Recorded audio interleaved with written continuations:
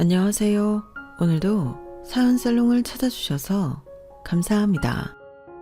저는 어느덧 60대에 접어든 새아이의 엄마입니다. 그리고 얼마 전 가슴으로 키운 아들을 장가 보내면서 혼주자리에 처음 앉았는데요. 그때 신부 엄마도 아닌데 제가 얼마나 많이 울었는지 지금도 사돈에게 너무 미안하기만 하네요. 그도 그럴 게 결혼한 제 아들이 정말 고생이 많았거든요. 그리고 스스로 정말 훌륭하게 커서 자기 짝을 만나 결혼까지 하니 가슴이 벅차 저도 모르게 눈물이 터지고 말았어요. 식장에 들어가기 전에 떨지 않고 울지 않으려 청심환도 챙겨 먹었는데 그게 다 소용이 없더라고요. 그리고 새록새록 저희 아들을 처음 만났던 때가 생각이 나서 이렇게 사연을 신청하게 되었는데 우리 아이들이 너무 잘 컸다고 신뢰가 되지 않는다면 자랑을 조금 해보겠습니다. 부디 저 엄마 주책이네 하지 마시고 제 사연 끝까지 들어주세요.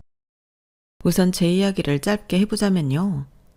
남편의 사업이 제법 잘 되어 한때는 사모님 소리 들으며 잘 살았어요. 기사님도 있었고 집안 살림을 도맡아 해주시는 이모님도 계셨는데 그래서 저를 부러워하는 주변 여자들이 많았었죠. 하지만 어쩐지 저는 가진 게 많았음에도 외로웠었는데요. 저를 이용하려는 사람들이 대부분이다 보니 정을 주고도 상처받는 일이 더 많았어요. 그렇다 보니 누굴 새로 사귀는 것도 저에겐 늘 반갑지 않은 일이었는데 그 와중에 임신도 되지 않으니 늘 우울했었죠. 제가 원래 아이들을 좋아해서 결혼하면 바로 아이를 낳고 싶었는데 그게 잘 되지 않았어요. 산부인과에 가서 검사를 받아도 지금처럼 정밀한 검사를 해주지 않았기 때문에 그저 아무 이상이 없다는 소리만 들었는데 그래서 저만 죄인이 되어야 했어요. 남편이 돈을 제법 잘 버니까 시어머니가 아들 가진 유세를 하셨거든요. 너는 내 아들 만나 호강하며 편하게 살면서 애도 하나 못 낳냐? 아휴, 생긴 건 멀쩡해가지고 남들 둘셋이나 낳는 동안 뭘 하는 거야? 이런 말을 한 1000번도 넘게 들었던 것 같아요. 그리고 그렇게 승승장구할 것 같은 남편의 사업이 회사 내부인의 횡령과 기술 유출로 망하게 되었고 회사 빚을 갚기 위해 정말 가지고 있는 거 탈탈 털어 빚잔치를 벌였는데 왜 그런 말이 있잖아요. 부자는 망해도 3년은 먹고 산다고. 하지만 저희는 그렇지 못했어요. 정말 집도 절도 없는 그런 신세가 되었거든요. 그리고 친구, 친척 누구 하나 망한 저희를 도와주려는 사람은 없었는데요. 그나마 저희가 잘 살 때 용돈 넉넉히 받던 시어머니가 200만 원 해준 것이 전부였어요. 그리고 저희가 계속 손을 벌릴지 모른다고 생각하셨는지 미국에 있는 형님네로 가시면서 저희와 연락을 끊어버리셨는데 돈 앞에서는 천륜도 부질없더군요. 그때 저희 친정도 마찬가지였어요. 남편이 잘 나갈 때는 우리 사위, 우리 형부, 우리 매형 하던 친정 식구들이 제가 돈 얘기 한번 한 이후로는 제 전화도 받지 않았는데 그때 처절하게 느꼈죠. 우리 부부에겐 서로밖에는 없다고요. 그리고 없으면 없지. 더는 남한테 아쉬운 소리 하지 말고 다시 열심히 살아보자고 약속을 했는데 시어머니가 주시고 떠난 그 200만 원으로 반지하 월세를 얻어 저희는 살기 위해 아둥바둥 거렸어요. 남편은 매일 일자리를 구하러 새벽부터 나갔고 저도 뭐라도 할 수 있는 것이 있나 길거리 전단지마다 가져와 전화를 돌려봤는데 일자리 구하는 게 하늘의 별 따기였어요. 그리고 그렇게 일자리도 구하지 못하고 어딘지도 모를 동네를 걸어다니는데 배에서 꼬르륵 거리는 소리가 들리더라고요. 그리고 손목시계를 봤는데 시간은 벌써 3시가 넘어 있었고 아침부터 제대로 먹지 못해 제 위에서는 밥을 달라고 아우성을 쳤는데 선뜻 뭘 사 먹을 순 없었죠. 시중에 갖고 있던 돈도 별로 없었고 남편이 밥을 제대로 먹었는지 알 수 없는데 제 배만 채우기엔 미안한 마음이 들었어요. 그러다 길거리에서 떨이라고 김밥을 가져가라고 한 할머니가 말씀하셨고 저는 떨이라는 말에 홀랑 넘어가 그 김밥 한 줄을 사왔는데 당장에 먹어버리고 싶었지만 남편이랑 저녁에 같이 라면이랑 같이 먹으려고 꾹 참았어요. 그리고 집에 와 남편과 다 식은 그 김밥을 나눠 먹는데 남편이 그러더군요. 이 김밥 어디서 샀어? 안에 든 것도 없는데 이거 맛있네. 그렇죠. 나도 방금 그 생각했어요. 밥에 무슨 양념을 했나? 아니면 우리 배가 고파서 그런 거 아닐까요? 그건 그럴 수도 있지. 그래도 이 김밥은 맛있네. 아, 자기도 김밥 잘하지 않나? 우리 연애할 때 종종 싸웠잖아. 그 김밥도 참 맛있었는데.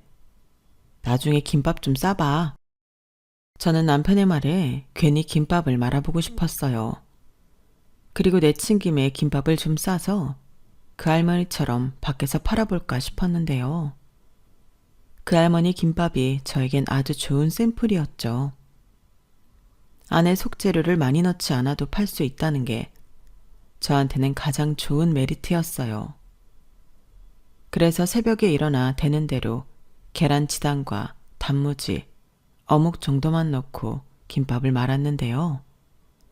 남편 아침도 그 김밥으로 해결할 수 있어 좋았고 무엇보다 더 좋았던 건 지하철역 앞에서 팔기 시작한 김밥이 30분도 되지 않아 모두 팔렸다는 거였어요. 그때 확신했죠. 이건 되는 장사라고요. 아침에 급하게 나온 사람들에게 이보다 싸고 좋은 아침은 없었으니 아주 딱이라고 생각했어요. 하지만 매일 아침마다 좋은 자리를 차지하기 위한 경쟁이 장난이 아니었는데 첫 장사를 하던 그날은 제가 아주 운이 좋았던 거더라고요. 그래서 그곳의 생리를 알고 저도 그 경쟁에 끼게 되었는데 원래 내성적인 성격에 남한테 싫은 소리도 못하는 저였지만 먹고 사는 일이 걸리니 저 역시 조금 억척스러워졌어요. 오전에 김밥을 다 팔고 집에 돌아갈 생각에 자리를 못 잡았을 때는 이곳 저곳을 옮겨다니며 가지고 간 김밥을 모두 팔았죠. 그리고 그 돈을 종잣돈으로 저는 학교 앞에서 한 사람 겨우 서 있을 수 있는 분식점을 차릴 수 있었는데요. 아무래도 장소가 협소하다 보니 길거리 장사와 크게 다를 것도 없었어요. 하지만 아이들은 컵볶이라든지 떡꼬치 같은 걸 사러 자주 왔고 분식점에서 장사를 할 때도 저는 매일 아침 김밥을 싸서 팔았네요. 한 푼이라도 더 벌고 싶었거든요. 그도 그럴 게 남편이 일자리를 구하는 게 쉽지 않았고 점점 떨어지는 자신감에 술을 먹는 날이 늘었는데 그런 남편을 위해서라도 저는 돈을 벌어야 했어요.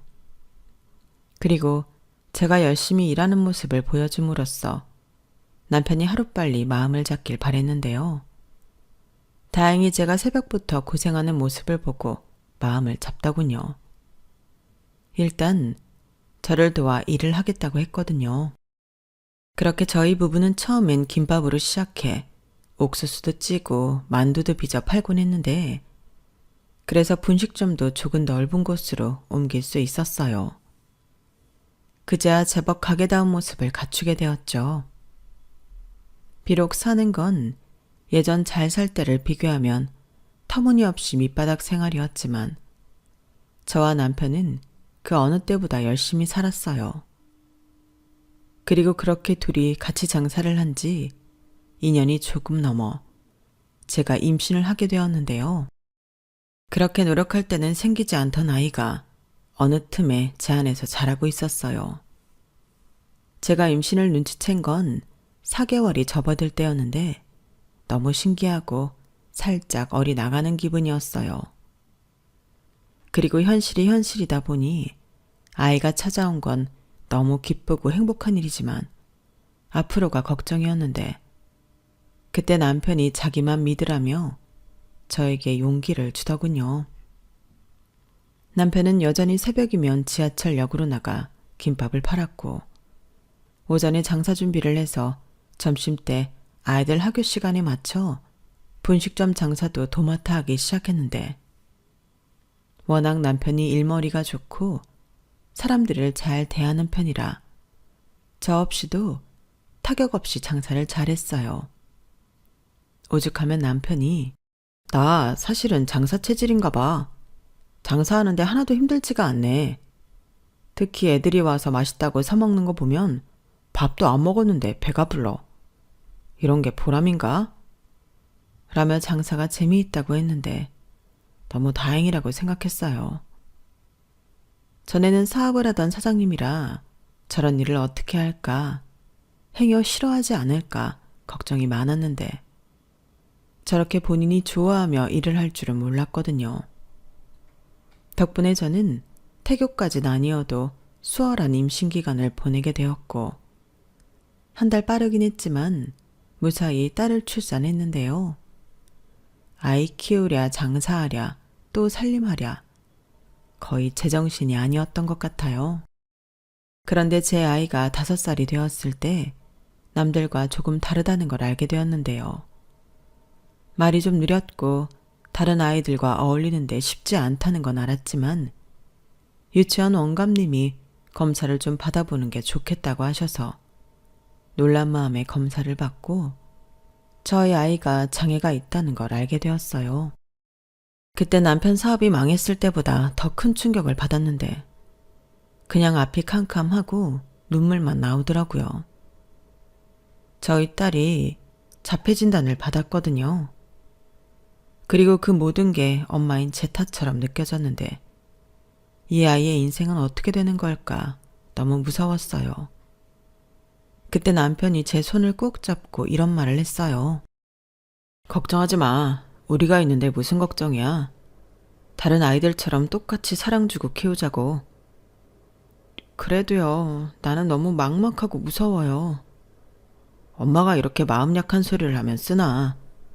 엄마는 강하다는 말 몰라? 강해지라고. 나도 당신이랑 우리 딸 지키기 위해 강해질게. 당신이 뭘 두려워하는지 알아. 우리가 우리 딸한테 방패막이 되어줘야 하지 않겠어? 아무리 장애가 있어도 행복할 순 있잖아. 저는 남편의 말에 자꾸만 흔들리는 마음을 지푸라기 잡는 심정으로 붙들었어요. 남편 말대로 저희 애를 지킬 수 있는 건 저희밖에 없으니 제가 강해져야 한다는 생각이 저를 정신 차리게 했죠.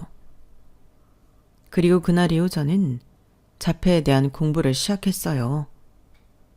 아무래도 저희 애가 다른 애랑 다르다 보니 엄마인 제가 더 잘 알아야 한다는 생각을 했거든요. 그리고 남편과도 같이 장사를 하며 저희 부부는 전에 없이 더 끈끈하게 또 열심히 살았는데요. 그렇게 10년을 고생하니 살림이 조금씩 피기 시작하더군요. 물론 전처럼 기사를 두고 도우미 이모를 둘 정도는 안 되지만 방 3개짜리 빌라도 샀고 분식점도 매출이 제법 유지가 됐어요. 그리고 새벽마다 하던 김밥 장사는 그만뒀는데요. 먹고 살만해져서가 아니라 아침마다 저희 딸을 데리고 남편이 근처 공원을 가기 시작했기 때문이었어요. 저희 딸이 다른 아이와 다르게 아침잠이 없어서 새벽에 일어났거든요. 그에 반면 저는 주로 밤과 새벽에 이것저것 찾아보고 공부하는 탓에 아침에 못 일어났고 그런 저와 딸을 위해 남편이 나서기로 한 거였는데 눈이 오나 비가 오나 그렇게 남편이 아이를 데리고 나가니 아이가 그 시간을 참 좋아하더라고요. 그리고 시간은 저희 부부에게 익숙함이라는 걸 선물했어요. 남들 눈에는 특이해 보이겠지만 저희끼리는 일상의 루틴이 생겼고 그 어느 때보다 가족이라는 중심으로 돌아갔는데 그러던 중 신기한 인연을 만났어요. 한 번은 남편과 분식점에서 장사를 하고 있는데 제가 김밥을 말고 있었거든요. 근데 한 여자아이가 오더니 뭐에 홀린 것처럼 제 손을 쳐다보고 서 있었어요. 가만 보니 침이 꿀꺽하고 넘어가는 모습까지 보였는데 아이의 모습이 이런 말 좀 뭐하지만 남루해 보였죠. 여자아이인데도 머리도 제대로 묶지 않았고 옷도 제대로 세탁이 되어 있지 않은 게 딸을 키우는 제 눈엔 뭔가 이상해 보였어요. 그래도 아이가 배가 고픈 것 같으니 얼른 말던 김밥을 칼로 썰어 김밥 먹을래? 내밀었는데요. 아이는 금방이라도 먹을 것처럼 보였지만 먹지 못했어요. 아, 너무 먹고 싶은데 이거 먹으면 오빠한테 혼나요. 어? 오빠? 근데 왜 혼나는 거야? 그때였어요. 제법 먼 거리에서 야, 너 뭐해? 하고 어떤 남자의 목소리가 들렸는데요. 성인인 제가 들어도 제법 무서운 강압적인 말투여서 저까지 놀랐어요. 그리고 오빠다 하고 그 아이는 도망을 치기 시작했는데 이게 무슨 일인가 싶었죠. 그런데 동생을 쫓아가는 남자아이, 그러니까 그 오빠라는 아이의 모습도 여자아이만큼 참 안쓰러워 보였는데요. 남자아이는 목이 다 늘어난 티셔츠에 딱 봐도 작아서 꽉 껴 보이는 바지를 입고 불편한 모습으로 자기 여동생을 쫓아갔어요. 그게 그 아이들과의 첫 만남이었죠. 그리고 그 사이 근처 시장에 다녀온 남편에게 이 이야기를 했는데 남편은 벌써 알고 있는 듯 했어요. 그 오빠라는 애가 참 무섭더라고. 아무래도 자기 동생이 남한테 음식 얻어먹는 게 싫은가 봐. 나도 사실 애가 하도 먹고 싶어 해서 떡볶이를 주려고 했거든. 근데 그 오빠라는 애가 못 먹게 했어. 아니, 왜 그런데요? 우리가 돈을 달라는 것도 아닌데. 돈이 없으니까 그렇겠지. 남한테 동정받는 게 싫은 거야. 나는 딱 보니까 알겠더라고. 그러니 안타까울 수밖에. 도와주고 싶어도 도와줄 수가 없잖아. 그러게요. 우리 딸 또래라 더 마음이 더 가는데 아이가 저렇게 나오니 선뜻 뭘 해줄 수도 없고. 그러니까 그런 애일수록 자존심이 목숨 같을 거야. 그러니 괜히 어설프게 베푼다고 애한테 상처 주지 말고 모른 척해. 모른 척하라고요? 아, 그래도 애가 또래에 비해 너무 말랐던데. 저는 그날 밤 그 아이들 생각에 아무것도 하지 못하고 또 잠도 제대로 자지 못했어요. 저희 아이도 장애가 있어 힘들지만 그래도 굶거나 하진 않는데 그 아이들이 얼마나 배가 고플까 마음이 쓰여 그날은 저도 음식이 들어가지 않았어요. 그리고 그 다음엔 그 여자아이는 가게로 오지 않았는데요. 지 오빠한테 얼마나 혼이 났을까. 거의 하루 종일 그 여자아이 생각만 했던 것 같아요. 저도 남편이 처음 사업에 망해 배고팠던 기억이 있기에 더 마음이 쓰였죠. 그리고 한 3일 정도가 지났을까? 제 마음을 알았는지 그 여자아이가 또 빼꼼히 모습을 드러냈는데 그때도 군침을 흘리며 제가 미리 몇 줄 싸놓은 김밥을 쳐다보고 있더군요. 어떡하든 저 김밥을 좀 주고 싶은데 어쩌면 좋을까? 저는 최대한 아이를 의식하지 않고 머릿속으로 궁리를 했어요. 그러다 한 가지 생각이 떠올랐고 새로운 김밥을 하나 말기 시작했는데요. 원래 넣는 밥 양보다 훨씬 많이 넣어서 김밥이 미어 터지게 만들었어요. 그런데 제가 새 김밥을 말고 있을 때 아이의 오빠가 나타났고 남편 말대로 자기 동생한테 무섭게 다그치기 시작하더군요. 너 또 여기 왜 와 있어? 진짜 오빠 말 안 들을래? 그냥 보기만 하는 거야. 보는 것도 안 돼? 그래, 안 돼. 네가 거지야? 왜 남의 가게 앞에서 거지처럼 침 흘리고 있어? 나 침 안 흘렸어. 그리고 왜 오빠는 오빠 마음대로 해? 지난번에 오빠도 빵집 앞에서 한참 서 있었잖아. 그야 그건. 남매는 제가 보고 있다는 것도 눈치채지 못하고 아웅다웅 다투고 있었어요. 요 앞에 학교에서 나오는 것을 봐서 둘 다 초등학생 같았는데 저는 얼른 조금만 건드려도 터지려는 김밥을 조심히 썰어서 아이들 앞으로 가져갔죠. 저기 얘들아, 아줌마가 좀 곤란한 상황인데. 지난번에 아줌마다. 그래 안녕? 근데 있잖아, 김밥이 터져버렸어. 아줌마가 사실은 김밥을 잘 못 사거든? 터진 김밥은 팔지도 못하고 그렇다고 버릴 수도 없고. 아줌마, 음식 버리면 벌 받아요. 그치, 아줌마도 그렇게 생각해. 근데 아줌마 말고 아저씨 있잖아? 그 아저씨가 김밥 이렇게 싸면 엄청 무섭게 화내거든. 정말요? 꼭 우리 오빠 같다. 우리 오빠도 저만 보면 하루 종일 화만 내요. 김예솔 너? 왜 맞잖아. 나는 거짓말은 안 해. 근데 그럼 이 김밥은 어떻게 해요? 그래서 부탁하는 건데 니들이 가져가서 먹을래? 모양은 엉망이어도 방금 싸서 맛있어. 우와, 정말요? 김예솔, 안 돼. 저기 아주머니, 죄송하지만 아무리 못 파는 음식이라도 돈도 안 들였는데 그냥 먹을 순 없어요. 죄송합니다.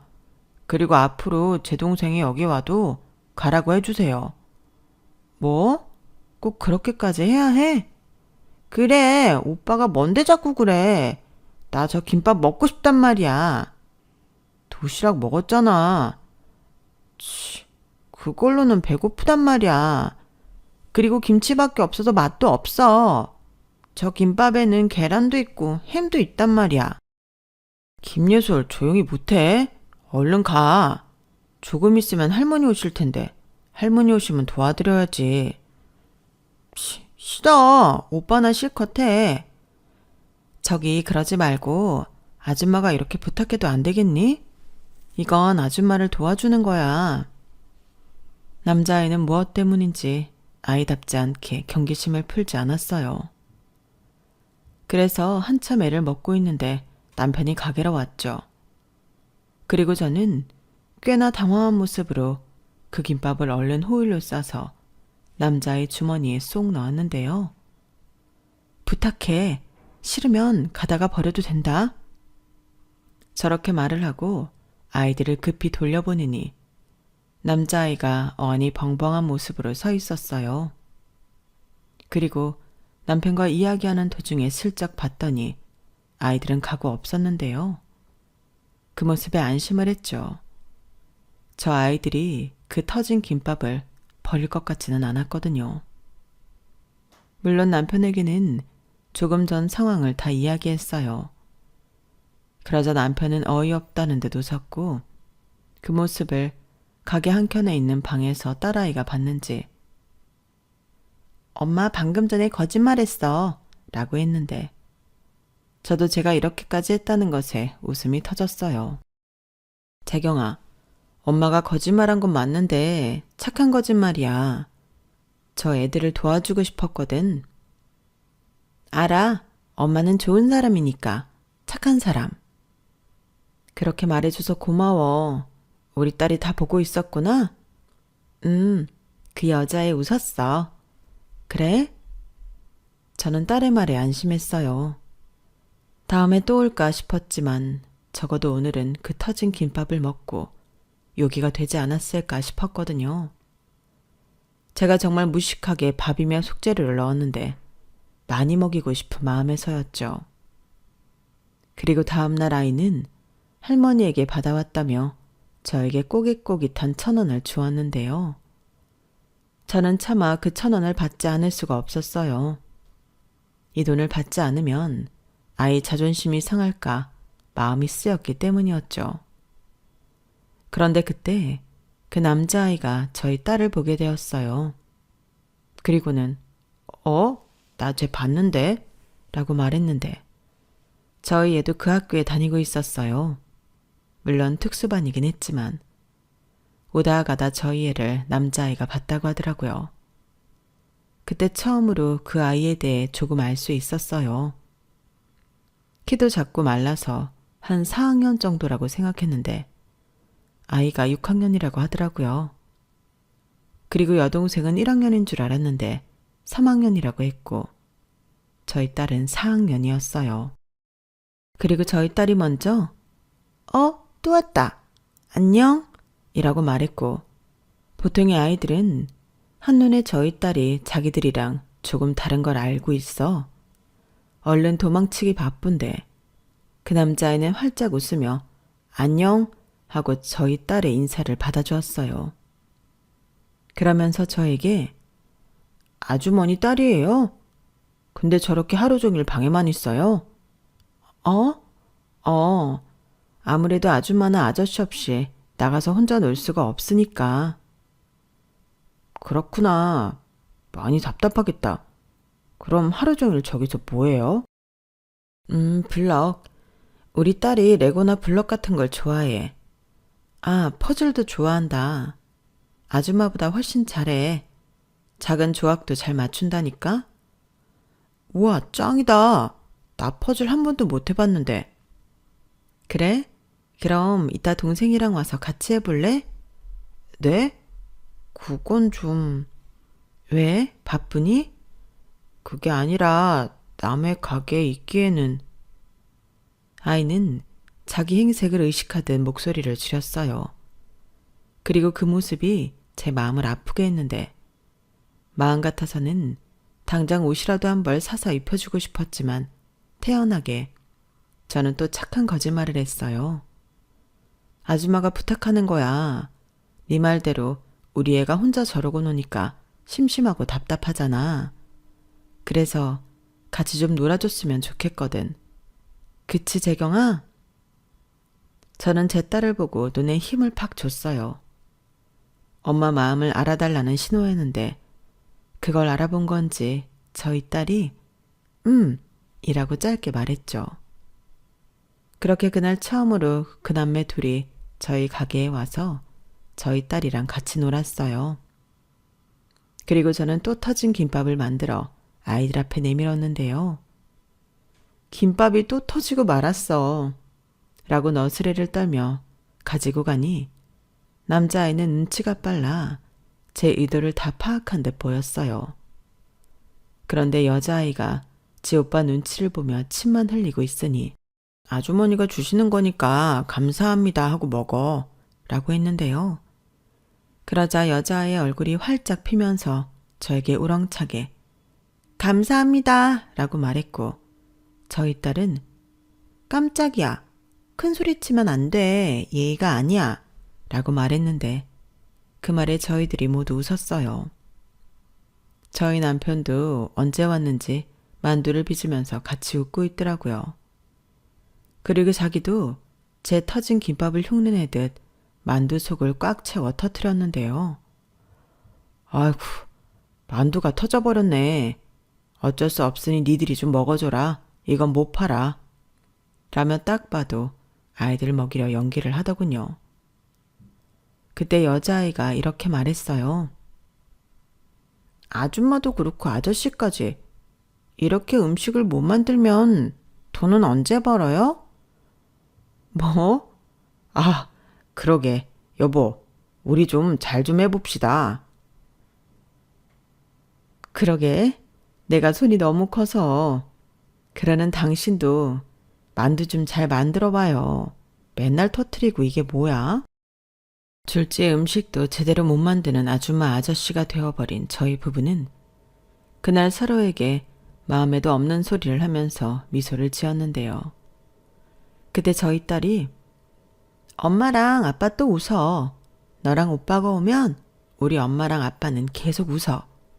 라고 했는데 그날 기억이 좋았던 건지 아이들은 종종 저희 가게에 놀러 왔어요. 그야말로 저희 딸아이와 놀려고 왔는데 그러면 저랑 남편은 손이 바쁘게 터진 김밥과 터진 만두를 만드느라 정신이 없었죠. 그리고 이젠 아이들도 저희 부부의 속뜻을 아는 듯 감사합니다. 잘 먹겠습니다. 하고 인사하고 김밥과 만두를 먹었는데 한 달 정도 지났을까? 아이의 할머니라는 분이 저희를 찾아왔어요. 그리고는 역시나 꼬깃꼬깃한 10,000원짜리 3장을 건네주셨는데요. 아이들에게 들었다며 고맙다고 굽은 허리를 더 굽히시며 인사를 하셨죠. 저희는 아니라고 아이들이 너무 바르고 예쁘다고 조심스레 커피 믹스 한 잔을 내밀었는데요. 그때 그 할머니에게 남매의 사연을 듣게 되었어요. 남매의 부모가 교통사고로 동시에 아이들 곁을 떠났다고 하시더라고요. 그런데 부모가 빚이 좀 많았는지 뭐 하나 건질 건이 하나도 없었다고 했는데요. 당신이 그 빚을 대신 갚느라 갖고 있던 얼마 없는 재산을 모두 탕진해 현재는 폐지와 고물을 주어 남매를 키우고 있다고 하셨어요. 애들을 보면 너무 불쌍해 잘 키우고 싶은데 당뇨와 혈압이 있는 당신이 할 수 있는 일이 너무 없다 보니 마음처럼 되지 않는다며 눈물을 보이시더라고요. 그 모습에 저도 따라 울었어요. 아이들이 착하고 너무 예쁜데 현실이 너무 가혹하니 저라도 도움이 되고 싶었는데요. 할머니는 마음만 받겠다고 하시더라고요. 그 모습에 왜 그렇게 손자가 딱 부러지게 잘 컸는지 알 수 있었어요. 그리고 저희 딸 이야기도 들으셨는지 과자 한 봉지를 내밀며 딸에게 주라고 하셨는데요. 그 마음이 너무 감사했죠. 그렇게 저희는 가족은 아니지만 가족 같은 사이가 되었어요. 아이들은 어느덧 저를 이모라고 불렀고 저는 애들을 제 아들, 딸이라고 생각하며 지냈죠. 동정이 아니라 애정이라는 걸 강조하며 반찬 같은 걸 만들어 할머니랑 맛있게 먹으라고 주곤 했는데요. 아이들은 적어도 저희 부부에겐 경계심을 보이지 않았어요.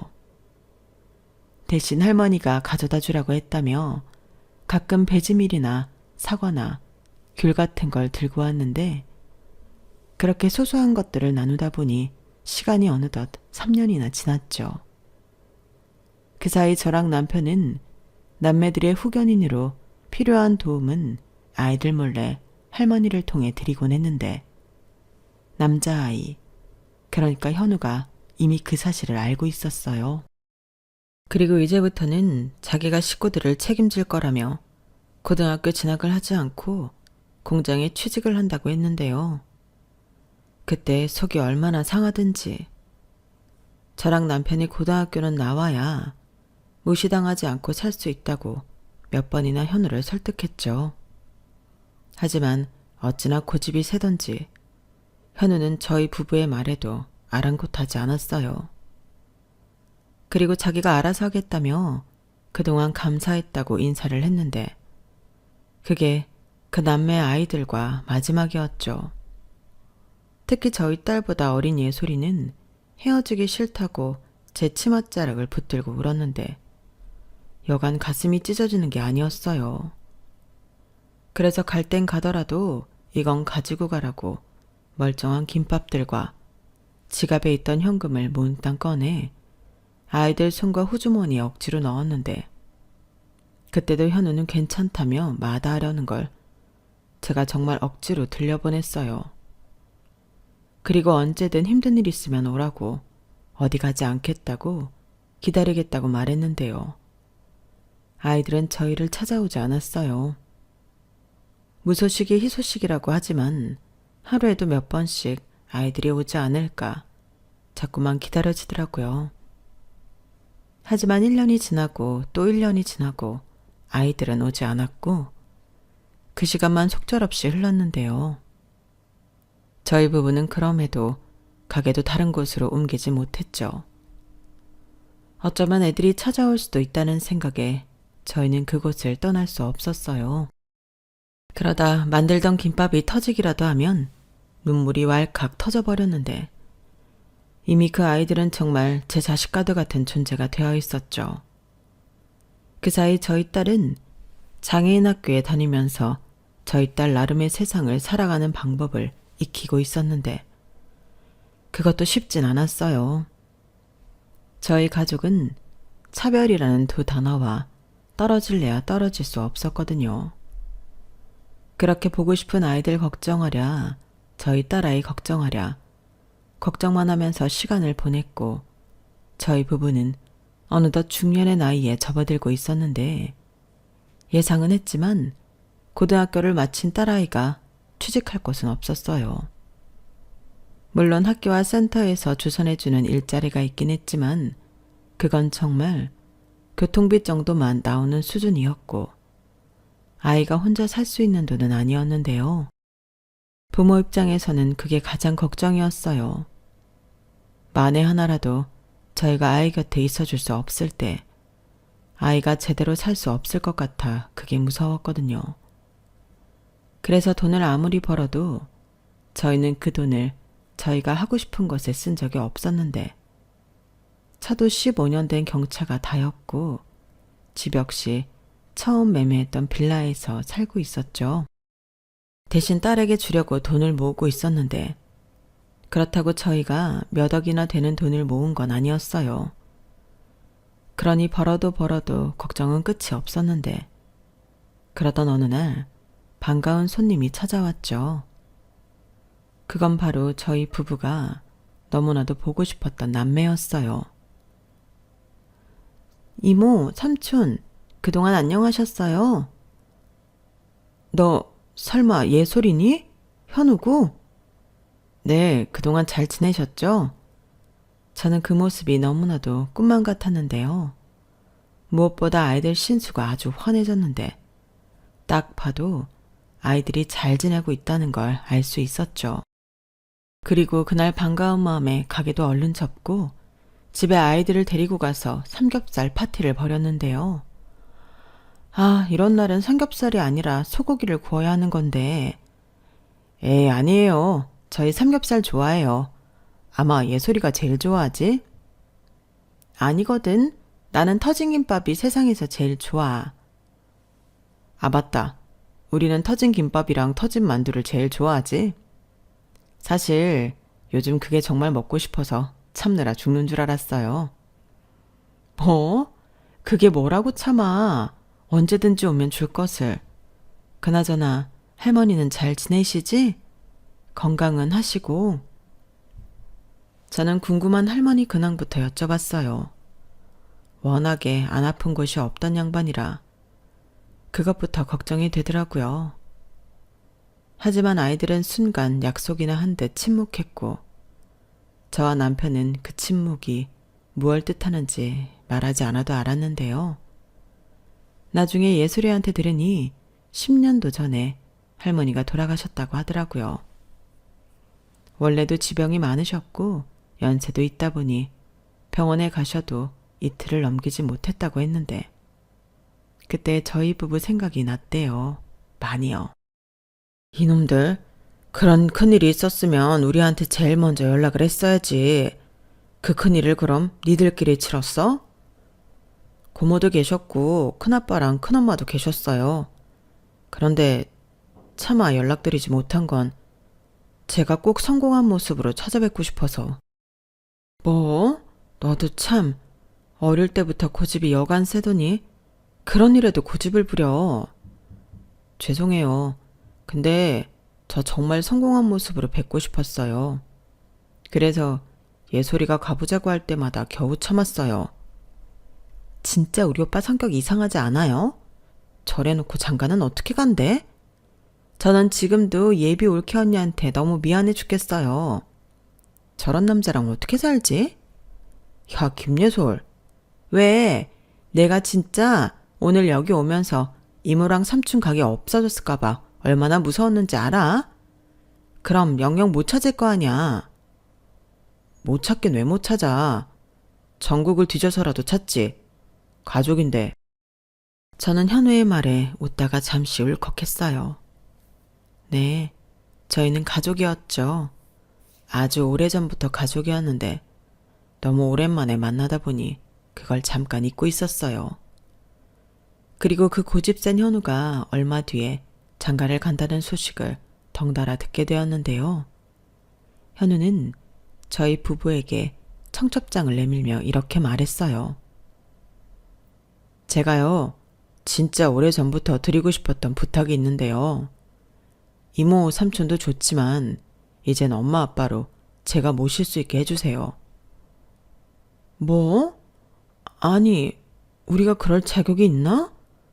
여보. 그래, 우리 아들 너랑 예솔이를 우리 아들이고 딸이라고 생각한다. 근데 네가 우릴 모실 필요는 없어. 모신다고 표현하긴 했지만 이렇게 엄마 아빠가 있다고 생각하고 싶어서요.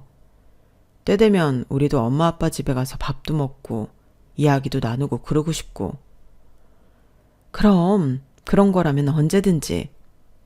그리고 제 결혼식에 두 분이 혼주석에 앉아주셨으면 좋겠어요. 이건 정말 아주 오래전부터 생각하고 있던 거예요. 뭐? 비록 법적으로는 부모 자식 관계가 아니지만 저 알아요. 저희를 정말 아끼시고 챙겨주신 거요. 제 교복도 사주시고 저희 소풍 때면 일부러 도시락도 싸주신 거 할머니가 두고두고 갚아야 한다고 하셨거든요. 그거야 우리가 좋아서 한 거고. 근데 우리가 혼주석에 앉으면 너랑 결혼할 여자 집에서 뭐라고 생각하실까? 그분들에게도 다 말했어요. 제가 어떻게 살았고 또 어떤 은혜를 입었는지 이미 다 얘기했거든요. 그리고 저희 장인 장모님 되실 분들도 정말 좋은 분들이세요. 이모 삼촌, 아니 엄마 아빠 덕에 제가 이만큼 자랐다고 꼭 보답하며 살아야 한다고 하셨고요. 어쩜 정말 좋으신 분들이구나. 가만 보면 우리 현우가 인복이 있어. 네, 그리고 혼주 자리를 부탁한 것도 사실은 제가 아니라 저희 장인 장모님이세요. 좋은 날 같은 자리에 있으면 좋겠다고 하시면서 한번 여쭤보라고 하셨는데 겸사겸사 이젠 때가 되었다고 생각해서 찾아왔어요. 어머나. 저도 사실은 아주 오래전부터 엄마랑 아빠라고 부르고 싶었어요. 물론 재경이 언니는 싫을 수 있지만 저는 정말 부모님이라고 생각하거든요. 우리 재경이도 싫지 않을 거야. 예솔이 얘기도 정말 자주 하거든. 니들이 그때 우리 재경이랑 놀아주고 같이 있어줘서 너무 고마워. 재경이는 평생 그 기억으로 살고 있는 것 같아. 아, 재경 언니는 요즘 어떻게 지내요? 잘 지내. 다만 이젠 성인인데 아무래도 평범하진 않으니까 힘든 일도 있고 그렇지. 아, 그렇구나. 오빠. 예솔이는 제 말이 떨어지고 자기 오빠인 현우에게 눈짓을 했어요.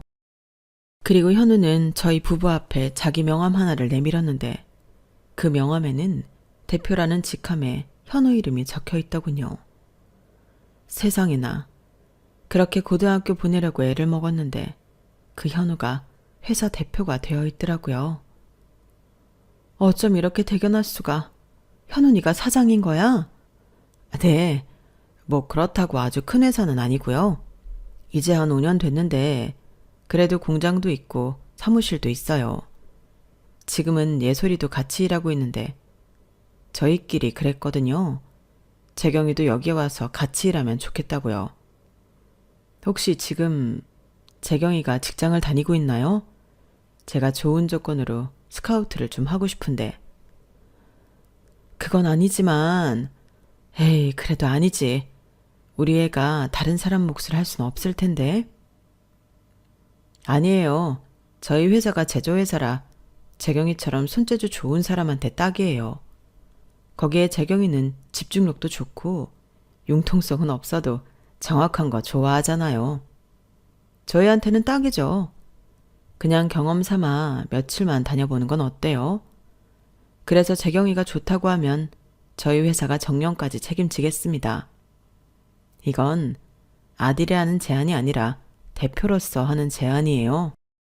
저희 부부는 현우의 말에 어안이 벙벙했어요. 물론 더없이 좋은 제안이었는데 그래도 조심스럽긴 했거든요.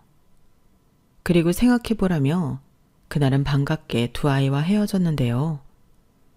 나중에 재경이한테 물으니 자기도 보고 싶었는데 못 봤다며 아쉬워하는 눈치였어요. 그리고 오빠랑 동생이 있는 곳이니 가고 싶다고 했는데 일단 현우 말대로 며칠만 경험해보기로 했죠.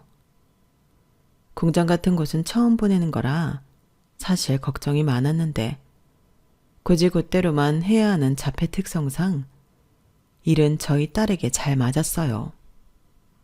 그리고 저희 딸 말고도 비슷한 장애를 가진 직원이 둘이 더 있었는데 특별 전형으로 채용을 했다고 하더라고요.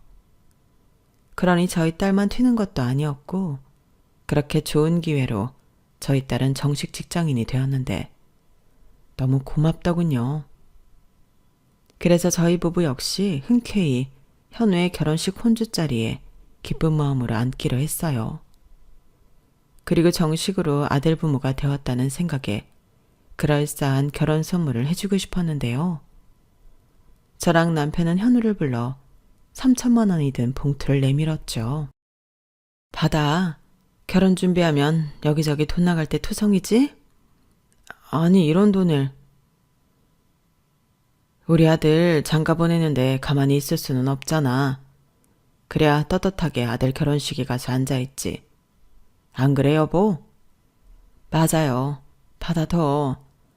많이 큰 돈은 아니지만 결혼할 때 보태. 그래도 이건 너무 큰 돈인데 돈은 제가 드려야죠. 무슨 소릴. 우린 그냥 20년 전에도 그렇고 너랑 예솔이가 잘 살면 그만이야. 요즘처럼 우리가 행복할 때가 없다. 맞아. 사실은 니들이 그렇게 가고 내가 정말 많이 힘들었어. 행여 어디 가서 굶고 있는 건 아닌지 나쁜 사람 만나서 곤란한 일을 당하고 있는 건 아닌지 그렇게 홀랑 가버린 니들이 얼마나 미웠는지 아니? 근데 이렇게 잘 큰 모습으로 우리 잊지 않고 찾아와줘서 요즘은 맨날 웃고 산다. 게다가 네가 장가까지 간다고 하니 가만히 있어도 너무 행복해. 그 꼬장꼬장한 남자 꼬마가 언제 이렇게 커서 남자가 됐대? 엄마도 참 저한테는 두 분이 살아야 할 이유였고 성공해야 할 이유였어요. 꼭 잘된 모습으로 찾아뵙고 싶었으니까. 그리고 이악 물고 검정고시 쳤고 공부하기 싫다는 예솔이도 엄마 아빠한테 실망시키지 않는다고 공부를 했는데 지금 생각해보니 저희 남매가 포기하지 않고 버텼던 건 다 엄마 아빠 덕분이었던 것 같아요. 그렇게 말해주면 너무 고맙지. 근데 나도 그렇고 우리는 니들이 성공하지 못했다고 해도 지금이랑 똑같이 니들이 반가웠을 거야. 맞아. 니들은 그게 이유라서 참고 살았겠지만 우린 너무 긴 시간 동안 못 보고 살았잖아. 그동안 얼마나 니들 걱정을 했는지 알아? 죄송해요. 그래도 이왕이면 좋은 모습만 보여드리고 싶어서. 이제부턴 우리 진짜 가족답게 떨어지지 말고 살자. 앞으로는 니들한테 무슨 일이 생겨도 다 같이 있는 거야. 원래 가족은 같이 붙어 있는 거다. 붙어서 한솥밥 먹는 게 가족이야. 네, 그래서 신혼집도 여기 동네로 알아보고 있어요. 예솔이도 아마 여기 동네로 이사 올 생각인 것 같던데. 아니다. 저희 그냥 다 같이 살까요? 아유, 됐다. 너는 신혼인데 그런 말은 이제 함부로 하면 안 돼. 그리고 원래 시댁은 멀면 멀수록 좋다고 했는데 우리 괜히 미운 털 박히는 거 아니냐? 에이, 우리 주연이 그런 애 아니에요. 얼마나 예쁘고 얼마나 착한데요. 아, 맞다. 주연이 엄마 아빠한테 보여주고 싶은데 언제 가져오세요? 상견례는 이미 해버려서. 현우는 수줍게 자기 예비 신부를 저희한테 소개하고 싶다고 했어요. 그리고 저희도 하루라도 빨리 며느리를 보고 싶은 마음에 언제든 좋다고 했고 밖에서 만난 며느리는 현우 말대로 참 좋은 아이였는데요. 며느리를 보니 현우 걱정은 안 해도 되겠다는 생각이 들었어요. 예솔이는 저런 오빠랑 어떻게 사냐고 농담처럼 말했지만 예솔이도 둘이 천생연분이고 새언니가 자기 오빠를 잘 챙겨줄 거라는 걸 알고 있는 듯 하더라고요. 하기사 어릴 때부터 참 남달랐던 녀석이었는데 될 놈은 떡잎부터 다르다고 저희 부부는 현우가 잘 될 거라는 걸 알고 있었던 것 같아요. 그리고 예전에도 참 할 말 다 하는 귀여운 예솔이는 그 성격 그대로였는데요. 덕분에 요즘 저희 부부는 막내딸 애교에 늘 싱글벙글입니다. 재경이도 예솔이가 다시 와준 이후 정말 많이 밝아졌어요. 말도 많이 하고 낯을 많이 가리는 성격임에도 늘 나와 함께 있으려고 했는데 언니 챙기랴 저희 부부 챙기랴 요즘은 저희가 예솔이한테 받는 게 너무 많아요. 그리고 떨리는 현우의 결혼식 당일에는 곱게 맞춘 한복을 입고 사돈의 손을 잡고 입장해 혼주 자리에 앉았는데요. 제가 봐도 너무 멋진 아들의 뒷모습을 보니 울컥 눈물이 쏟아졌어요. 이런 훌륭한 아들의 엄마 자리를 제가 해도 되는 건지 하늘에 계시는 아이들의 친부모에게도 미안한 마음이 들더라고요. 살아계셨다면 저희가 아닌 그분들이 이런 감동스러운 모습을 보셨을 텐데 그 생각에 저는 또 눈물이 멈추지 않았는데 그때 가슴속으로 다짐했어요. 나는 이제 정말로 저 아이의 친엄마이니 최선을 다해 살아야겠다고요. 그리고 남편에게도 벌개진 눈으로 말했는데 남편이 제 마음을 다 아는 듯 미소를 지으며 제 손을 꼭 잡아줬어요. 그리고 연신 환호성을 지르며 예솔이도 자기 오빠와 새언니의 결혼식을 축하했는데요. 언젠가는 신부의 혼주석에도 앉게 될 텐데 저 철부지 딸을 또 어찌 시집을 보낼까 그런 앞선 생각이 들더군요. 너무 늦게 다시 만난 아이들이라 최대한 오래오래 제 옆에 두고 싶었거든요. 그리고 아들과 며느리는 신혼여행을 떠났어요. 그리고 예솔이는 멀쩡한 지집을 두고 저희 집에서 출퇴근하며 떠날 생각을 하지 않았는데 그때 남편이 예솔이한테 집을 정리하고 들어오라고 했죠. 사실 저도 그런 생각이라 하루빨리 예솔이를 집에 들이고 싶었는데요. 예솔이는 말이 떨어지기가 무섭게 다음날 짐을 싸들고 저희 집에 왔어요. 다행히 방이 안에 남아서 그 방을 예솔이가 쓰게 했죠. 그렇게 저희는 꽉 찬 집이 되었고 늘 수다와 웃음소리가 끝나지 않게 되었는데요. 저는 매일매일 분에 넘치게 행복했어요. 이건 돈으로 줄 수 없는 행복이었기 때문에 더 특별하고 가치가 있었는데 그러다 4박 5일 일정을 마치고 아들과 며느리가 돌아왔죠. 그리고 저는 그날은 소고기를 굽고 잡채도 만들고 했는데 그때 예솔이가 말했어요. 엄마, 터진 김밥 그거 해야지. 그게 메인인데. 저는 그 소리에 그게 왜 먹고 싶냐고 했는데요. 엄마, 그게 얼마나 맛있는데 내가 세상에서 제일 좋아하는 거야. 야, 터진 만두도 있어. 아빠가 거기에 얼마나 많은 사랑을 넣었는지 알아? 알지. 그래서 그런가? 나는 뭐가 됐든 막 터진 게 좋더라. 꽉 차서 넘치잖아. 그렇게 메인인 터진 김밥도 싸고 남편의 터진 만두도 찌고 한 상을 차렸어요. 그러자 현우도 그렇고 예솔이도 그렇고 다른 맛있는 음식들을 두고 그것만 연신 먹었는데요. 그 모습을 보는데 왜 그렇게 보기가 좋은지 그때 터진 김밥을 쌀 생각을 했던 제 자신이 대견스러웠어요. 만약 그때 아무것도 하지 못하고 저 아이들을 그냥 보냈다면 이런 인연은 없었을 거잖아요. 그런 생각을 하면 모든 것이 다 기적처럼 느껴졌는데 식사를 다 마치고 재경이까지 온 식구가 한자리에 둘러앉으니 저희 거실이 정말 꽉 차더군요. 이런 날이 오다니 정말 꿈 같았어요. 그런데 현우가 또다시 저희에게 통장을 내밀었고 저희 부부는 당황한 나머지 아무 말도 못했는데 예솔이가 그 통장을 냉큼 집어 제 손에 올려놓았어요. 그리고 거기엔 3억이라는 돈이 찍혀 있었는데요. 이게 뭐니?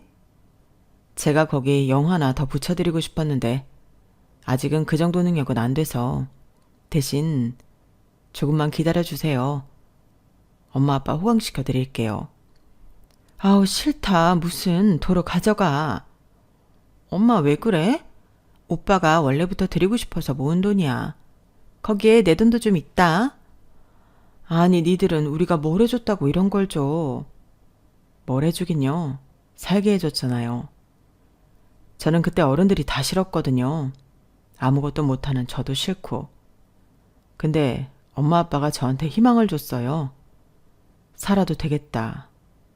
열심히 살아서 성공하고 싶다. 그런 꿈을 꾸게 했어요. 아마 그건 예솔이도 그럴 거예요. 우리 오래 헤어져 있었지만 한시도 엄마 아빠 잊은 적 없어요. 나는 오빠한테 말 안 했지만 가끔 엄마 아빠 가게 앞까지 갔다 온 적도 있어. 그때마다 아, 여전히 우리 엄마 아빠는 좋은 사람이구나. 그러고 돌아왔지. 니들 정말 새 식구도 있는데 비행기 좀 그만 태워. 아니에요. 저는 하도 얘기를 들어서 이젠 아무렇지도 않아요. 그리고 저도 감사드립니다. 두 분이 아니었다면 저는 이렇게 좋은 남편도 못 만났잖아요. 저도 앞으로 며느리로서 두 분께 잘할게요. 잘 부탁드립니다. 우리야말로 그렇죠. 잘 부탁해요. 우리 앞으로 편하게. 가족이니까. 네. 그날을 생각하면 지금도 실감이 잘 나지 않아요. 그게 얼마 전 일인데도 그렇더라고요. 그리고 아들이 준 돈은 차마 쓸 수 없어 그냥 가지고만 있는데 나중에 현우와 예솔이를 위해 쓸 생각입니다. 아이들은 저희더러 마치 은인이라도 되는 양 저렇게 많은 걸 베풀지만 따지고 보면 저희가 해준 것은 없어요. 모두 아이들이 한 일들이죠. 그저 저희 부부는 배고픈 아이들 어떻게든 먹이고 싶었던 것뿐인데 그 작은 호의가 너무 큰 은혜가 되어 돌아온 것이 아닌가 생각합니다. 사실 돈보다도 아이들 마음이 너무 고맙고 감사해요. 누군가에게 삶의 이유가 되었다는 것 자체가 너무 고맙잖아요. 그리고 저희 역시 받은 것이 많아 이것들을 다 어떻게 갚아야 하나 행복한 고민을 하고 있는데 차차 새 아이들과 며느리를 위해 저희가 할 수 있는 모든 것을 하며 갚아갈 생각입니다. 요즘은 재경의 걱정도 덜하고 있어요. 정년이 보장된 직장이 생긴 것도 맞지만 오빠도 있고 동생도 있고 함께 있어줄 가족이 있으니 그렇게 안심이 되더라고요. 그리고 저희 가족은 이젠 누가 뭐라고 해도 대가족이 되었는데 식당에서 밥을 한번 먹으려고 해도 테이블이 꽉 찹니다. 아마 몇 년이 지나면 귀여운 식구들이 더 늘어날 수도 있겠죠. 남편 사업이 망했을 때 세상엔 우리 부부 둘밖에 없다고 생각했는데 이젠 이 많은 아이들이 있어 저희 인생도 행복으로 꽉 찼습니다. 바람이 있다면 우리 아이들이 모두 건강하고 행복하게 지금처럼만 살았으면 좋겠어요. 그리고 우리 예쁜 막내 예솔이도 자기 오빠처럼 좋은 짝을 만나 더 많은 사랑을 받았으면 좋겠는데 역시 시집은 천천히 갔으면 좋겠네요. 아직은 제 옆에 두고 싶거든요. 요즘 이런 생각을 종종 해요. 내가 무슨 복에 이렇게 잘 살고 있나 하고요. 그리고 그 힘들었던 시간을 잘 버텼다는 생각이 절로 드는데 지금 이 순간 힘든 일을 마주하고 계신 분들이 있다면 조금만 더 버텨보라는 말을 하고 싶습니다.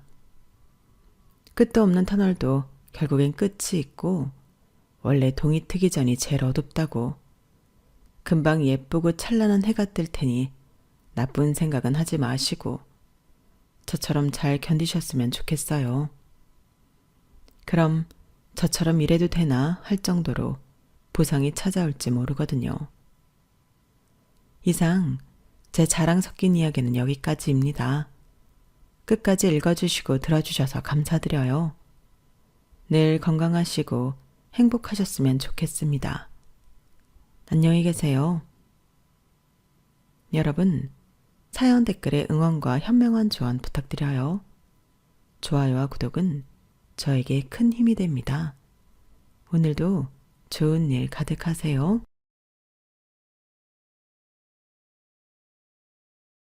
안녕하세요. 오늘도 사연 살롱을 찾아주셔서 감사합니다. 저는 최근에 인생이 통째로 뒤집어지는 경험을 한 30대 여성이에요. 여기 사연 살롱의 청자이기도 하죠. 항상 사연 살롱의 사연들을 듣다 보면 다들 가슴에 깊게 박힌 사연들이 하나씩 있는 것 같더라고요. 저도 얼마 전에 그런 일을 겪게 되어서 평소 즐겨 듣던 여기 사연 살롱에 제 이야기를 해보고 싶다는 생각이 들었답니다. 아마 많은 분들이 공감해 주시고 유래해 주시지 않을까 하는 기대가 있어서 그런 생각이 들었나 봅니다. 부족한 글솜씨지만 부디 끝까지 잘 들어주시길 바랍니다. 저는 사실 한쪽 귀가 들리지 않는 청각 장애인이에요. 항상 초코송이 같은 머리를 고수해왔기 때문에 지나치는 사람들은 잘 모르시겠지만 머리를 들춰보면 그 안에 감춰진 큰 상처가 있답니다. 다른 사람들의 매끈하고 예쁜 귀와는 다르게 제 왼쪽 귀는 누가 보아도 모양이 특이하거든요. 하지만 전 이런 제 모습이 부끄럽지는 않습니다. 왜냐면 제가 왼쪽 귀를 잃었던 그 순간 제 몸을 던지지 않았더라면 제 동생을 영영 잃었을지도 모르거든요. 저는 어렸을 때 남동생을 데리고 놀이터에서 자주 놀았어요. 누나가 있는 남동생들이 되게 그렇겠지만 저도 제 남동생을 데리고 제 친구들이랑 인형놀이 하듯 머리도 묶어주고 고무줄 놀이하는데 고무줄을 잡고 있으라고도 하는 등 돌봐준다는 명목하에 재밌게도 데리고 놀았었죠. 저보다 5살이나 어린 남동생은 그저 해맑게 따라와 주었었고요. 그러던 어느 날 놀이터에 누가 버리고 간 듯한 탱탱볼을 주어서 친구들과 남동생이랑 신나게 가지고 놀았는데 그 공이 그만 차도로 굴러가 버린 것이었어요. 이미 학교를 다니고 있던 저와 제 친구들은 차도가 위험하다는 걸 알았기 때문에 공을 따라가다 즉시 멈춰섰는데 아직 너무 어려서 아무것도 모르던 제 남동생은 그대로 차도로 뛰어들었죠. 제가 아직도 기억나는 건 그 순간 동생을 위해 빵 소리를 내며 돌진해오는 버스와 놀란 동생의 모습이 슬로우 모션처럼 천천히 보였다는 것과 저도 모르게 동생을 향해 튀어나갔다는 거예요. 저희는 둘 다 병원으로 바로 실려갔고 동생도 저도 굉장히 크게 다쳤었습니다. 어린애가 어린애를 구해봤자 얼마나 잘 보호할 수 있었겠어요. 그래도 동생은 치료를 받고 완치할 수 있었지만 동생 밑에 깔린 채로 아스팔트 바닥에 심하게 쓸린 저는 왼쪽 신체가 심하게 다쳤고 결국 왼쪽 청각을 영영 잃게 되었죠. 저희 가족에게는 그때 그 시기가 정말 힘든 시기였어요. 동생은 그 어린 나이에도 자기 때문에 누나가 아프게 되었다는 것을 굉장히 슬퍼했고 평생 흘릴 눈물을 다 쏟아냈을 만큼 많이 울었어요. 누나 미안해.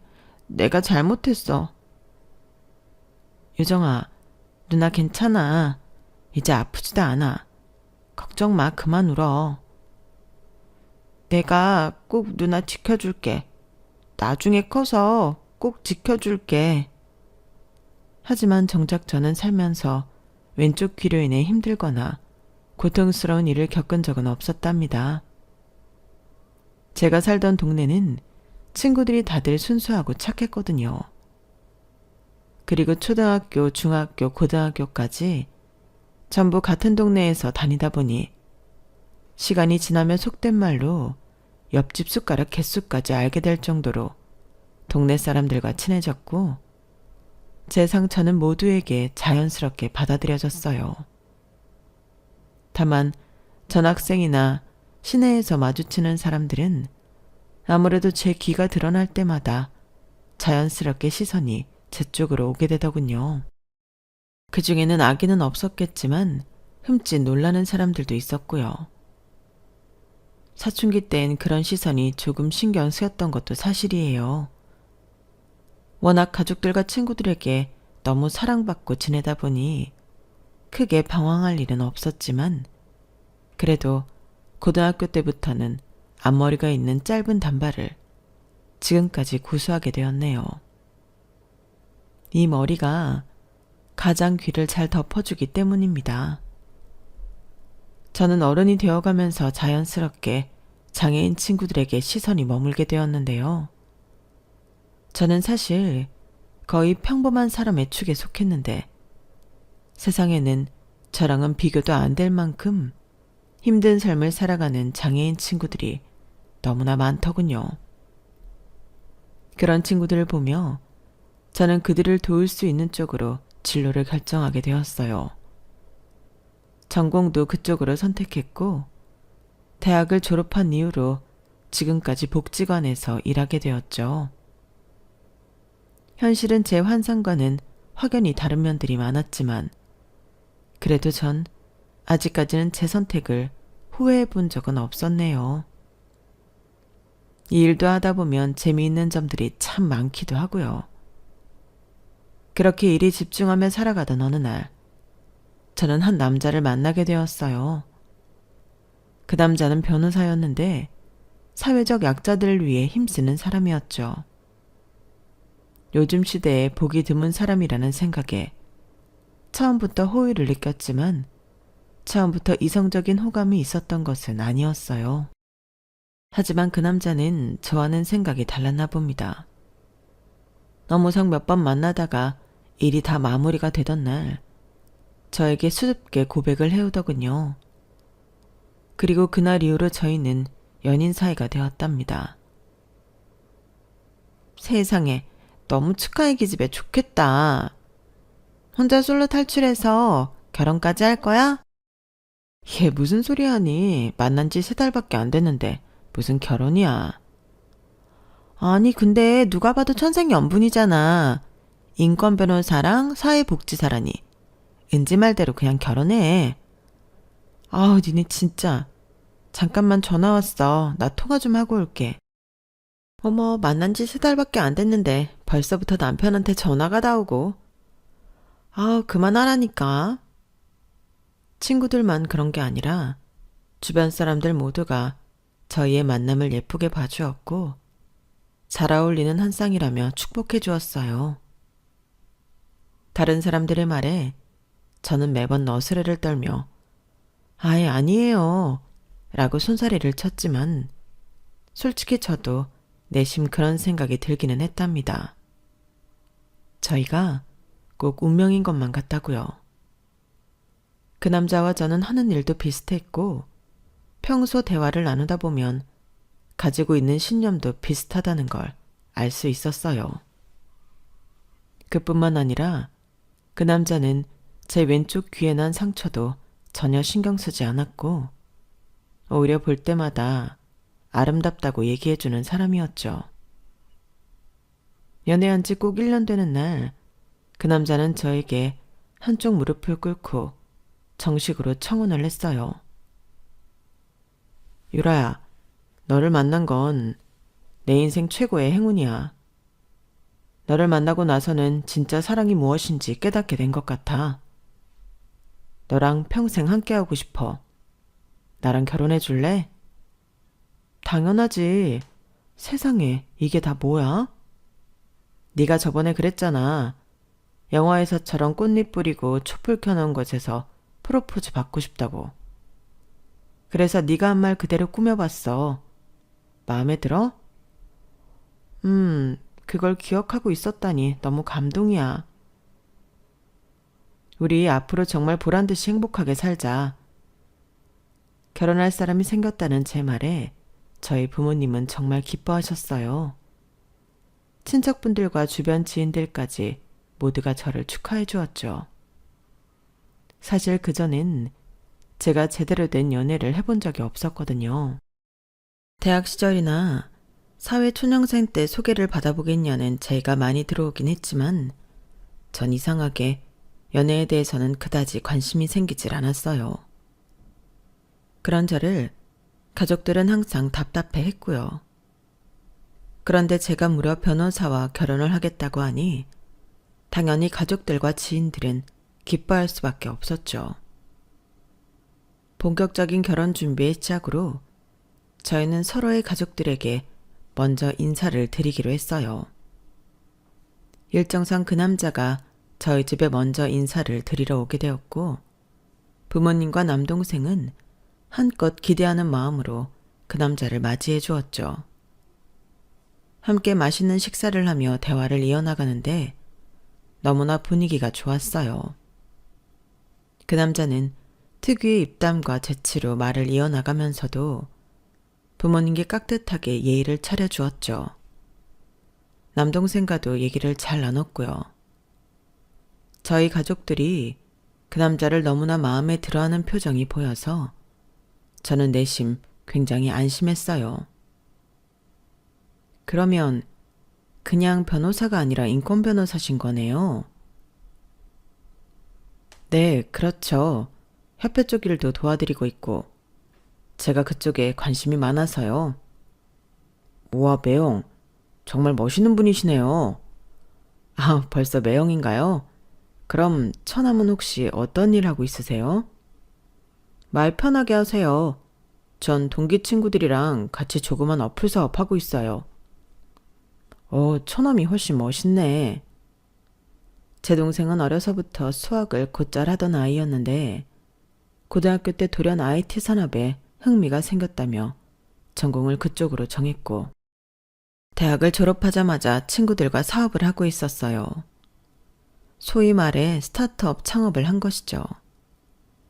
전 컴퓨터 관련된 건 잘 모르지만 동생도 동생 친구들도 머리가 좋은 아이들이라서 그런지 사업도 잘해 나가는 것 같더군요. 같이 만들었다는 어플인지 뭔지가 수익이 잘 나오는 모양이었어요. 결혼식은 언제쯤 생각하고 있니? 우선은 상견례 날짜 잡히면 좀 더 구체적으로 논의해 봐야 할 것 같은데 저희는 일단 내년 가을쯤으로 생각하고는 있어요. 그럼 시간적 여유가 좀 있네. 가을이라니 참 예쁘겠구나. 요즘 예식장 잡기가 그렇게 어렵다던데 준비는 시작했니?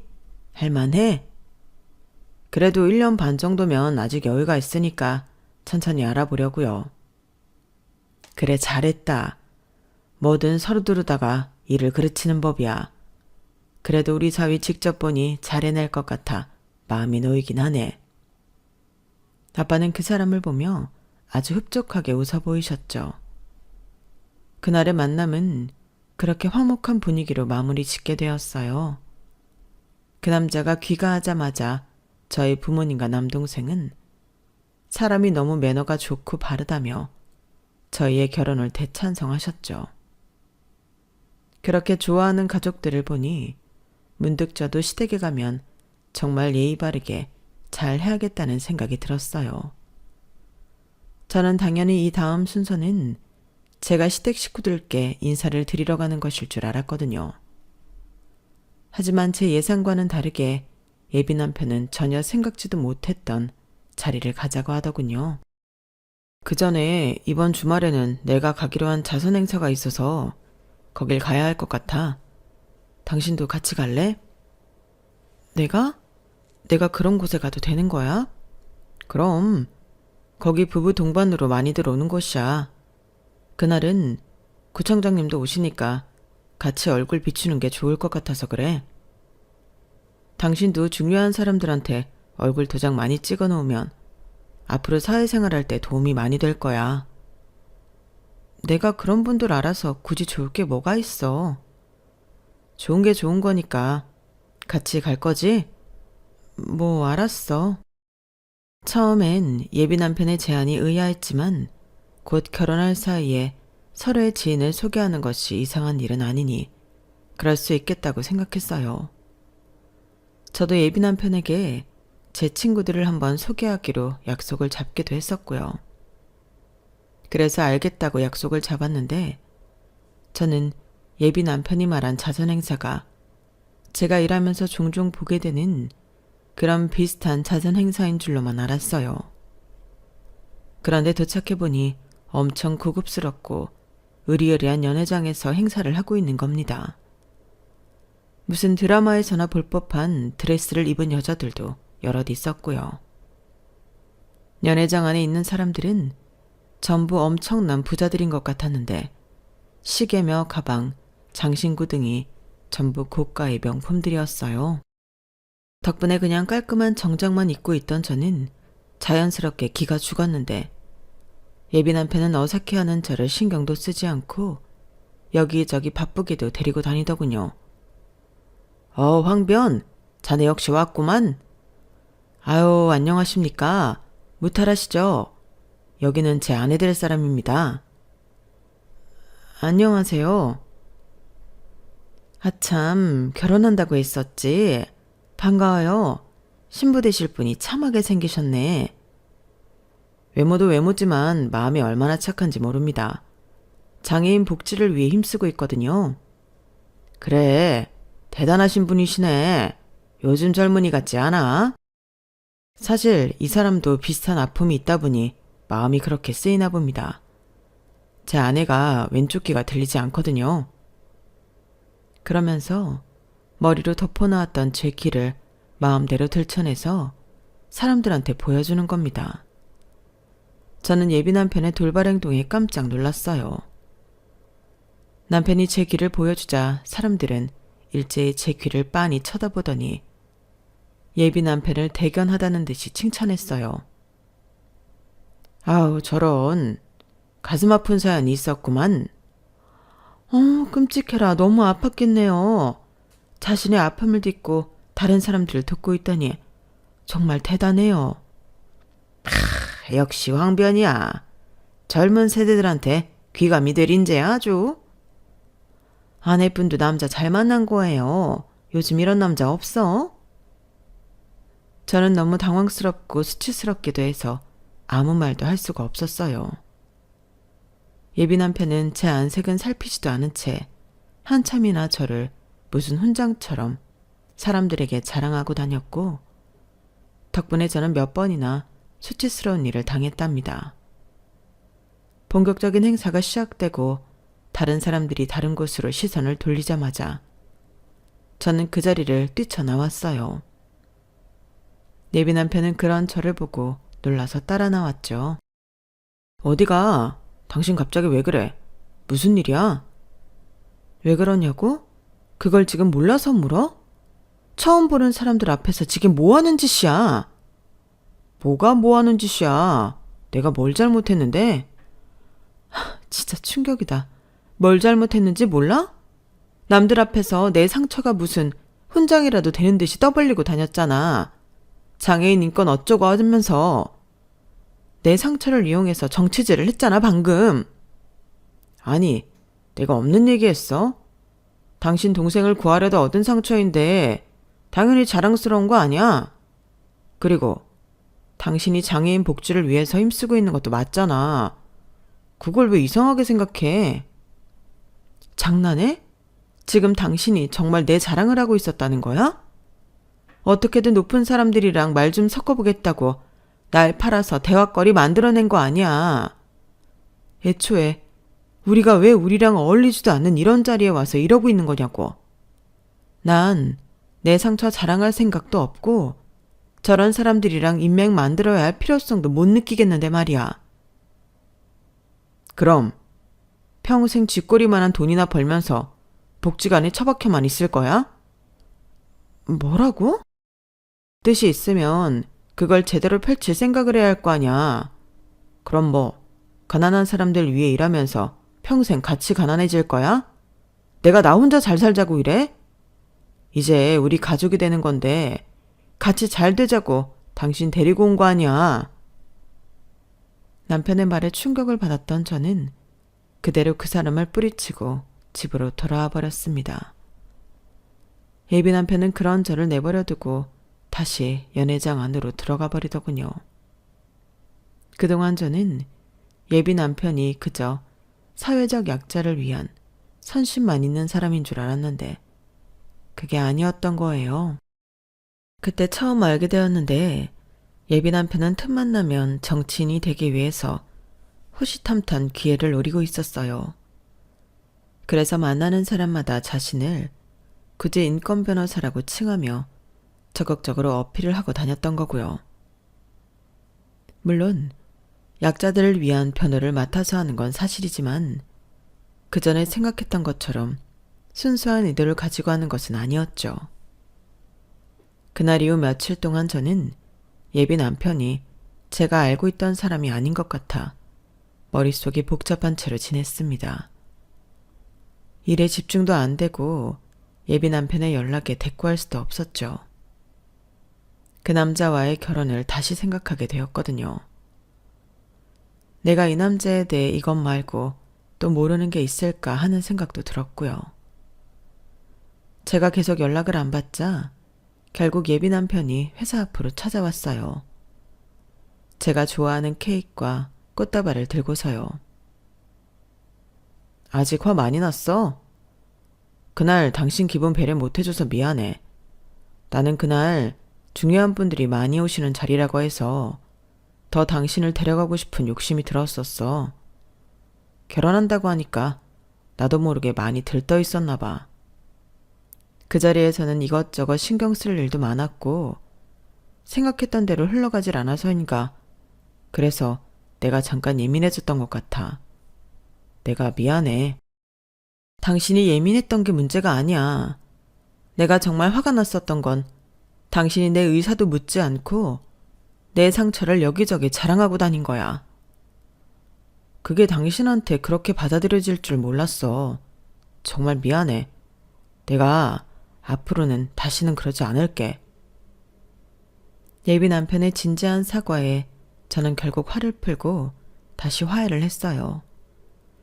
그리고 앞으로는 그런 자리에 웬만하면 저를 데려가지 않기로 약속도 했고요.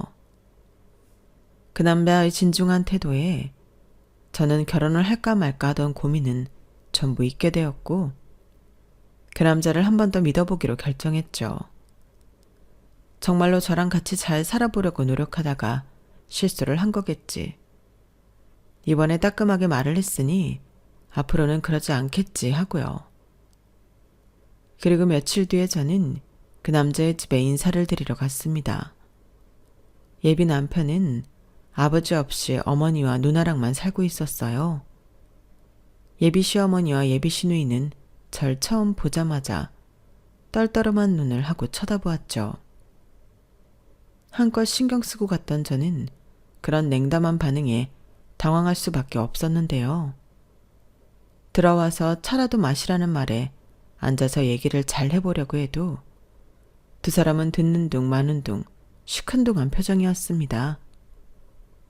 제가 애써 밝은 목소리로 말을 이어나가려고 하는데 예비 시누이가 제 말을 뚝 자르더니 이렇게 말하더군요. 뭐 그렇게 예쁜 것도 아니고 집안이 대단히 잘 살거나 본인이 잘 버는 것도 아닌 듯하네? 너는 무슨 그런 얘기를 대놓고 하니? 신경 쓰지 말거라. 뭐 틀린 말은 아니지만. 그래서 모아놓은 돈은 있고? 네, 제가 부모님이랑 같이 살다 보니 돈 쓸 일도 많지 않고 그래서 저축을 많이 해두긴 해. 티끌 모아봐야 티끌이지. 대충 무슨 말인지 알았다. 예단 같은 건 어림도 없겠구나. 예비 시어머니와 예비 시누이의 막말에 저는 표정이 굳어버렸고 더 이상 대화를 애써 이어나가야 할 필요성도 못 느꼈어요. 시댁 식구들한테 제대로 실망하려던 그때 예비 남편이 나서서 두 사람의 태도를 지적하고 선을 그어주었어요. 다들 무슨 말을 그렇게 해. 당연히 결혼할 때는 신랑의 신혼집도 구하고 돈을 더 쓰는 게 맞지. 뭘 벌써부터 예단을 생각하고 있어. 예물 예단은 그냥 서로 없는 걸로 할 거야. 우리는 쓸데없는 허례허식은 다 생략하고 가장 중요한 예식장에만 신경 쓰기로 했어. 어머, 얘 좀 봐. 예물 예단 생략하는 걸 왜 네가 정해? 그니까. 그리고 허례허식은 예식장이 제일 심한 거 아니냐? 엄마, 얘 또 우리한테 사기치려는 것 좀 봐. 예물 예단 그거 다 어차피 서로 금액대 따져가면서 주고받는 거. 누가 더 이득이고 손해랄 것도 없잖아. 상견례 자리나 좋은 거 알아볼 테니 그냥 식사나 좋은 음식으로 하세요. 그럴 돈 에너지 아껴서 차라리 밖에 나가 일을 더 하는 게 낫지. 난 어차피 결혼하면 와이프 힘들게 밖에 나가서 일 시키지 않고 집에서 쉬게 해줄 건데. 괜히 결혼식 자체에 힘 빼기 싫어. 우리 결혼식이니까 우리가 편한 대로 좀 하겠다고. 어? 예비 남편이 딱 잘라 말하니 예비 시어머니와 예비 시누이도 더 이상 말을 안 터군요.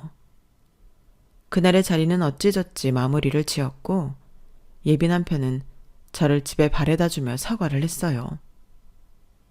저도 두 사람이 예비 남편의 말에 어느 정도 통제가 되는 걸 보고 괜찮다며 대수롭지 않게 넘어갔죠. 결혼하고 나서 생기는 고부 갈등은 남편이 중재자 역할을 잘해줘야 한다고 배웠는데 그날 보니 예비 남편이 그 역할을 잘해준 것 같았거든요. 그리고 이후에 온 가족이 다시 만나 상견례 자리를 가졌을 때에 예비 시어머니와 예비 시누이가 전혀 실수가 될 만한 말들을 하지 않았어요. 예비 남편이 미리 단단히 주의를 준 듯한 모습이었고 그걸 보고 저는 더더욱 결혼 후 고부 갈등은 문제가 없겠구나 싶었어요. 양가 가족들이 인사도 마쳤고 예물 예단도 안 하기로 합의를 봤으니 저희는 정말 본격적으로 결혼 준비를 해나가기 시작했는데요. 예식장부터 드레스, 스튜디오 등 하나씩 차례대로 결정을 하다 보니 몇 개월의 시간이 훌쩍 지나가더군요. 웬만한 건 일사천리로 딱 구해나가던 저희는 괜찮은 신혼집을 발견하지 못해 몇 개월 동안이나 이곳저곳을 돌아다니며 고민을 하고 있었어요. 섣불리 결정을 못하는 동안 시간은 속절없이 흘렀고 결혼식 전에 마땅한 집을 찾지 못해 저희는 점점 마음이 급해지고 있었죠. 아직 신혼집을 못 구했다는 얘기를 제 동생이 어쩌다 들었나 봅니다. 그 즈음에 한창 해외 일정이 있다며 바쁘게 지내던 동생이 어느 날 저한테 연락을 해왔어요. 퇴근 후에 밖에서 한번 보자고요. 굳이 집에서 보면 되는 걸 뭐하러 밖에서 만나냐고 물으니 기니 할 얘기가 있다더군요. 의아했지만 저는 동생 말대로 회사 근처 카페에서 동생을 만났습니다. 그런데 동생은 정말 깜짝 놀랄 만한 얘기를 했어요. 누나랑 매형 회사가 아무래도 서울이랑 가깝잖아. 그래서 그 근처로 신혼집을 내가 해주고 싶은데 이거 봐봐. 여기 아파트 괜찮은 것 같아? 무슨 소리야. 여기를 우리가 어떻게 가니? 관리비도 감당 못하겠다. 야, 유정아. 누나 괜찮아. 혼자 결혼 잘할 수 있어. 알아. 근데 나도 이 정도는 해줄 수 있어서 그래. 누나, 나 이번에 어플 해외 기업에 매각했어. 뭐? 그게 무슨 말이야? 누나한테 이 정도 해주고도 평생 먹고 살 만큼 돈이 많아졌다고. 얼마 전부터 자꾸 해외로 몇 번씩 나갔다 오던 동생은 그동안 잘 운영해오고 있던 어플을 해외 기업에 엄청난 금액으로 매각하고 온 것이었어요. 정말 억소리가 나는 엄청난 금액으로 매각을 진행한 것이었죠. 뉴스에서나 볼 법한 일이 제 동생한테 일어났다고 하니까 저는 믿어지지가 않더군요. 어리 빠진 표정으로 동생을 보자 동생은 웃음을 터뜨리며 말했어요. 그러니까 여기 위치 괜찮으면 내가 해줄게. 누나는 내 생명의 은인인데 당연히 이 정도는 받을 수 있잖아. 관리비 감당 안 되면 그것도 내가 내줄 테니까 걱정하지 말고 좋은 집에 들어가서 살아. 저는 눈시울이 뜨거워진 채로 동생한테 고맙다고 안아주었고, 뒤늦게 모든 이야기를 들은 부모님도 동생의 뜻을 존중해 주셨어요. 예비 남편에게 이 소식을 알리자 예비 남편 역시 동생한테 고맙다며 연락을 해 식사 시간을 가지기도 했답니다. 하지만 그때 시기가 저희 결혼식이 이미 얼마 남지 않은 상황이었기 때문에 일단은 제 동생 명의로 계약을 빠르게 해놓고 이삿짐도 일단 싸그리 옮겨 넣은 후에 예식부터 진행하기로 스케줄을 맞추었어요. 신혼집 내부를 꾸미는 것과 증여세 관련해서는 일단 신혼여행을 다녀온 후에 차근히 진행하기로 했죠. 어차피 웬만한 살림살이가 빌트인으로 들어가 있었기에 당장 생활하는 데는 무리가 없기도 했습니다. 그렇게 저희는 조금 정신없는 일정 속에서 결혼식을 치르게 되었어요. 물론 하객분들도 많이 와주셨고 예식 자체는 성공적으로 끝나게 되었죠. 신혼여행은 코타키나발루라는 아름다운 곳으로 가게 되었는데 사실 이사 일정과 결혼식으로 피곤했던 저희는 도착한 순간부터 골아 떨어지기 바빠 관광을 많이 하지 못했어요. 그래도 워낙 인프라가 잘 되어 있는 휴양지라 편안하게 쉬다 오기에는 참 좋았던 것 같네요. 그렇게 4박 5일이 빠르게 흘러갔습니다. 피로는 풀었지만 여전히 몽롱한 상태로 한국으로 돌아온 저희는 얼른 신혼집으로 들어가 이삿짐을 마저 정리하기로 했어요. 입국하고 나서도 금, 토, 일, 3일을 쉴 수가 있었거든요. 그 3일 동안 가볍게만 정리를 하고 중요한 살림들은 시간을 두고 차차 들여놓기로 했죠. 그렇게 집으로 들어간 저희는 상상하지도 못했던 광경을 보고 정신이 번쩍 드는 듯 했어요. 새집이나 다름없는 신혼집에 온갖 배달음식 용기가 쌓여 냄새가 나고 있었고 거실 바닥에는 술병과 더러운 양말들이 굴러다니고 있었죠. 왔니? 그리고 그 모든 난장판 안에는 시어머니와 시누이가 태연하게 널브러져 있었어요. 마치 자기 집인 양 편안한 모습이었죠. 저는 눈으로 이 광경을 보면서도 이해가 가지 않아서 둘 다 여기서 뭐 하냐고 물어보았습니다. 뭐 하긴, 오랜만에 봐서 인사하는 거지. 가서 선물 좀 사왔니? 뭐 사왔어? 얼른 꺼내봐봐. 아니, 저희 신혼집에 어머님이랑 형님이 왜 계시는 거냐고요? 아, 시끄러워라. 애가 왜 이렇게 소리를 지르니? 그럼 우리가 여기 있지 어디 있니? 가족끼리 다 같이 사는 게 뭐가 이상해? 당신이 설명해봐. 이게 다 무슨 상황인지. 제가 남편을 향해 낮은 목소리로 물어보니 남편은 어버버거리며 자기도 모르겠다고 발뺌을 하더군요. 나도 잘 모르겠어. 두 사람 다 얼른 일어나. 아무리 가족이라도 집안을 이렇게 어질러 놓으면 어떡해? 우리 막 들어왔을 때도 정리 안 되어 있었어. 이삿짐 그대로 다 쌓아놓고 갔더구만. 얼른 짐 풀고 여기만 좀 치워. 먼지가 너무 많더라. 다들 제정신이에요? 집안 꼴을 이렇게 엉망으로 만든 사람이 누군데? 너야말로 제정신이냐? 그리고 너, 니까짓 게 모자란 게 있다고 20억씩이나 되는 이런 아파트에서 혼자 호강을 하려고 해? 내 아들이 미쳤다고 등골 빠지게 벌어다 이런 집 마련했는 줄 알아? 몸도 성치 않은 애 기껏 며느리를 받아줬더니만 아주 배은망덕하기 짝이 없네. 넌 앞으로 이 집에서 파출부 그 이상도 이하도 아니야. 알아들어? 이혼당하기 싫으면 정신 똑바로 차려. 지금 이 집을 누가 마련했다고요? 이 집 제 동생이 마련해준 집이고 아직 명의도 동생 명의인 집이에요. 뭘 알고나 떠드는 거예요? 제 말에 시어머니와 시누이는 눈을 동그랗게 뜨고 동시에 남편을 쳐다보았죠.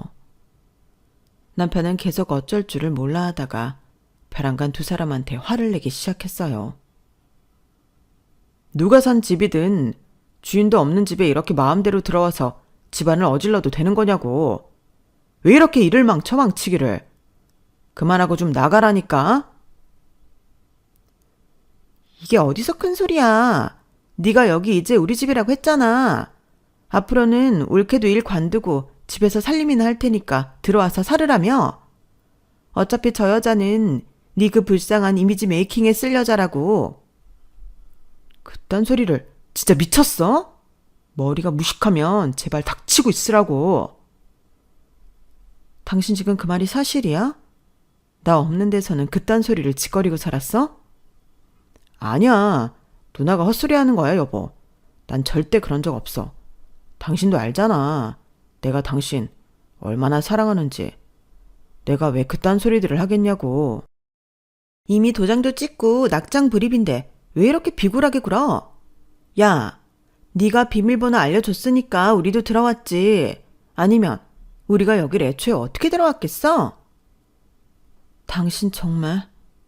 그럼 그동안 내 앞에서는 세상 사람 좋은 척 가식을 떨어놓고 뒤에서는 그딴 저질스러운 소리를 하고 있었다고? 지금 저 말이 다 사실이라는 거야? 아니야, 절대 아니야. 누나가 제정신이 아니라서 그래. 그럼 당신 누나 말대로 저 사람들이 우리 집 비밀번호는 어떻게 알았는데? 그건, 여보, 그게, 당장 다 나가. 당신들도 다 나가요. 나가라고요. 그때부터 이성을 잃은 저는 시어머니와 시누이가 거실 한켠에 쌓은 짐들을 전부 현관 밖으로 내다 던졌고 남편의 집도 보이는 대로 던져버렸습니다. 그리고 엄마한테 전화를 했어요. 이리로 와서 저를 좀 도와달라고요. 제 말에 집에 다 같이 있던 친정 식구들이 전부 한달음에 달려와 주었고 엉망진창이 된 집안 꼬라지를 보고 자초지종을 듣고 난 뒤 저를 도와 인간 쓰레기들을 드러내기 시작했어요. 수세가 몰리자 시어머니와 시누이는 발악을 하기 시작하더군요. 내 몸에서 손 떼! 당신들 이거 내가 법적 책임 물을 거야? 아우, 사람 죽네, 사람 죽어. 여기 노인 학대당해요. 별것도 아니냐니 진짜. 너 우리한테 이딴 짓 하고도 무사할 줄 알아? 내 동생이 정치인 되면 이제 니네 다 죽었어. 아니, 당장 내가 지금이라도 경찰서 쳐들어가서 니들 싹 다 고소할 거야. 그래. 어디 한번 해봐.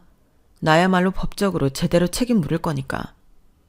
내가 처음부터 혹시 몰라 녹음기를 켜두었기에 망정이지. 니네가 남의 집 함부로 쳐들어온 거, 인격 모독하고 언어 폭력한 거, 사기 결혼한 증거까지 전부 녹음했어. 두고 보자, 누가 이기는지. 제 말에 가장 먼저 정신을 차린 건 남편이었어요. 직업이 변호사라서 그런지 사태가 어떻게 돌아가는지에 대한 파악이 정말 빠르긴 하더군요. 여보, 이거 다 오해야. 내가 다 설명할게. 제발 진정해. 어디 그래 한번 해봐. 정신 나간 년 같으니라고? 우리 아들이 변호사야, 변호사. 너 이혼도 우리가 곱게 안 해줄 줄 알아. 그 입 닥쳐. 둘 다 입 닥치고 있으라고. 남은 인생 진짜 쪽박 차고 싶어? 남편의 엄청난 고함에 시어머니도 시누이도 둘 다 깜짝 놀라서 그제야 입을 합주기처럼 다물었어요. 전 그런 두 정신병자들에게 조곤조곤 팩트를 알려주었고 이만 경비원을 불러 세 사람을 쫓아내버렸답니다. 우리 아직 혼인신고도 안 했어요. 그리고 누군가 위자료를 받는다면 그건 나일 것 같네요. 멍청한 아줌마 같으니라고. 연락을 받고 온 경비원이 세 사람을 아파트 단지 밖으로 쫓아내었고 이 모든 소란을 다 지켜본 저희 친정 가족들은 그날 이후 눈에 불을 켜고 시댁 식구들을 박살내기 시작했어요. 제가 녹음한 내용으로 할 수 있는 모든 걸 했고 그 결과 결혼식에 들었던 비용들과 위자료를 더 엄청난 금액을 받아내기도 했죠. 그리고 저희는 이 사건을 최대한 동네방네 소문이 다 나도록 요란스럽게 알려 있어요. 할 수 있는 모든 방법으로요. 자칭 인권 변호사라 칭하는 남편이 사실은 자기랑 결혼하려던 여자에게 어떻게 대했는지, 그의 가족들은 어떤 사람들인지에 대한 소문이 삽시간에 사방으로 퍼져나가게 되었죠. 덕분에 남편은 그동안 쌓아왔던 선량한 이미지가 한순간에 무너지게 되었고, 법적으로도 엄청난 위자료를 물어주게 되었어요. 무단으로 제 동생 명의의 집에 들어왔던 시어머니와 시누이 역시 처벌을 피해가기가 어려웠죠. 시댁은 원래 그렇게 부자도 아니었고 그저 평범한 중산층이었는데 법적인 처벌과 위자료 등으로 쑥대밭이 되니 그제야 사태의 심각성을 깨달았나 봅니다. 어느 날 그 두 여자가 저에게 찾아와서 무릎을 꿇고 손이 발휘되도록 싹싹 빌더군요. 얘야, 우리가 잘못했다. 우리가 잘못인 줄 모르고 그런 말들을 했어. 정말 미안하다. 잘못을 뉘우치고 이렇게 반성하마. 제발 이제 그만해다오. 제발 부탁이야 올게. 소송이니 신고니 전부 취소해줘. 응? 내 동생한테도 그만해줘. 이제 아무도 걔한테 사건을 안 맡기려고 하고 주변 사람들한테도 전부 손절당해서 돈줄이 뚝 끊겼어. 그래도 한때 결혼식까지 올렸던 사람인데 너무하는 거 아니야? 제발 그만해줘. 우리가 이렇게 빌게. 이제 그만 우리 좀 용서해줘. 참 뻔뻔하네요. 어떻게 당신들 입에서 용서라는 소리가 먼저 나와요? 당신들은 지금도 하나도 뉘우치고 있질 않아요. 그저 이것저것 손해를 크게 보게 되니까 마음이 급해서 찾아온 거지. 정말로 본인들이 한 행동이 잘못이었다고 생각하지는 않죠? 그러니까 지금도 나한테 용서를 해라 마라 강요하고 있는 거겠죠. 전 아무것도 취소할 생각 없고요. 앞으로 다시는 저한테 찾아오지 마세요. 아시겠어요?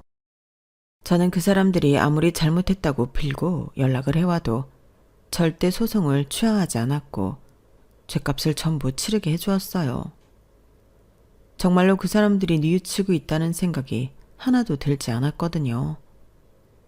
제가 남들에 비해 잘난 건 없지만 그렇다고 특별히 못난 부분도 없었고 한쪽 귀가 안 들리는 것 정도는 그렇게 큰 장애라고 생각하지도 않았는데 그 작은 상처를 누구는 자기 출세에 이용해 먹으려고 하고 누구는 그걸 빌미로 남의 집에 눌러 붙어 살려고 하질 않나.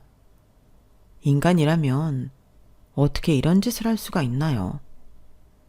약자들에게 하는 태도를 보면 그 사람의 됨됨이를 알 수 있다는데 이미 세 사람 모두 금수만도 못한 존재들이라는 걸 스스로 증명한 꼴이나 다름없었어요. 제 인생에서 그 금수 같은 것들을 싹 치워내고 나니 한동안은 인생이 참 평화롭고 조용해졌어요. 모든 일들이 끝나고 저희는 제 신혼집을 어떻게 할지 한동안 의논했는데요. 남동생의 강력한 주장으로 그 집은 저에게 소유권이 아예 넘어오게 되었어요. 대신 저는 앞으로 또 다른 남자를 만나게 되어 제대로 된 결혼을 하게 된다면 집으로부터 아무런 지원을 받지 않겠다고 못 박아두었고 그 조건으로 아파트를 넘겨받았답니다. 남들은 서로 재산을 더 가지지 못해서 싸운다는데 저희 집안은 서로에게 더 많이 쥐어주겠다고 아웅다웅 하는 모습을 보고 저도 모르게 웃음이 나긴 하더군요. 이렇게 건강한 가족들과 함께라면 저는 지난 결혼으로 인한 상처는 빠르게 회복하고 앞으로 더 성숙하게 삶을 살아갈 수 있을 것 같아요.